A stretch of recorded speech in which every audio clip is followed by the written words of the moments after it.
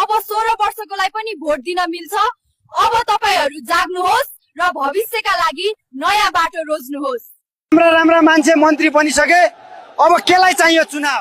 चुनाव खल्ली बल्ली केटा हो। चीटिंग करता है तू, चीटिंग करता है तू। यो पल्ट कसम खानुस्, यी पार्टीहरुलाई अब कहिल्यै भोट नगर्नुस्। यो भिडियो सबैलाई शेयर गर्नुस्। जबसम्म संविधान चेन्ज हुँदैन तबसम्म यही हाल हुन्छ। पुरानो पार्टी फेरि बन्छ। बाबा, महावीर पुन कस्तो मान्छे हो? छोरा, महावीर पुन त्यो मान्छे हो जसले देशलाई आफ्नो व्यक्तिगत स्वार्थ भन्दा माथि राखे। प्रधानमन्त्रीको कार्यकक्षबाट नेपालको लिपुलेख कालापानी सहितको चुच्चे नक्सा हटाइयो भन्छन्। के यो सत्य हो? नयाँ ऊर्जा मन्त्री भएसँगै नेपालको ऊर्जा प्रयोग गरी अकुत सम्पत्ति कमाउने अनि राज्यलाई तिर्न पर्ने पैसा नतिर्नेहरूको सातो गयो होला हैन? देशमा नयाँ सरकार बनेसँगै तर लिपुलेख र कालापानीको मुद्दा तुइएर नजाओस्, किनभने हामीलाई देश प्यारो छ, छिमेकी होइन। संविधान सभा संसदको विघटनसँगै हाम्रो देश नेपालको कार्यकारी प्रमुख बनाउने सपना पनि तुहिएर जाला जस्तो छ त। वीर गोर्खालीको नामले विश्वमा परिचित हाम्रो देश नेपाललाई आज केही अवसरवादीहरूले चोरहरूको देश भनेर चिनाउलान् भन्ने डर भयो। आफ्नो राजधानीको मुटुमा रहेको सिंहदरबार समेत बचाउन नसक्ने हाम्रो देशको सेनाले कालापानी र लिपुलेख कसरी बचाउला र?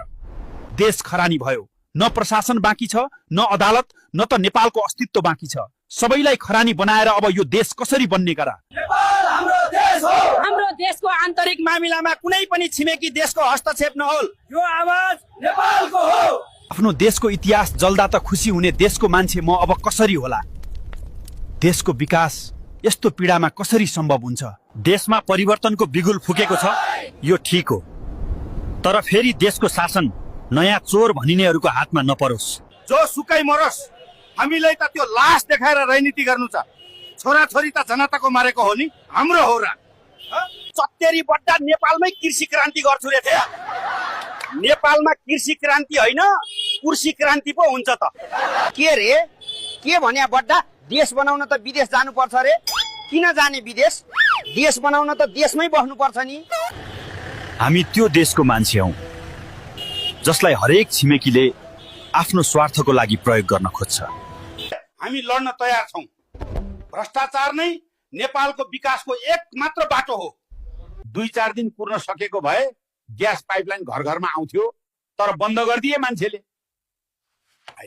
अब भ्रष्टाचार विरोधी आन्दोलनलाई तपाई समर्थन गर्नुहुन्छ त? भ्रष्टाचार नियन्त्रण गर्न मैले जति काम कसैले पनि गरेको छैन। अब त शहीद भए, तर बलिदान खेर नजाओ।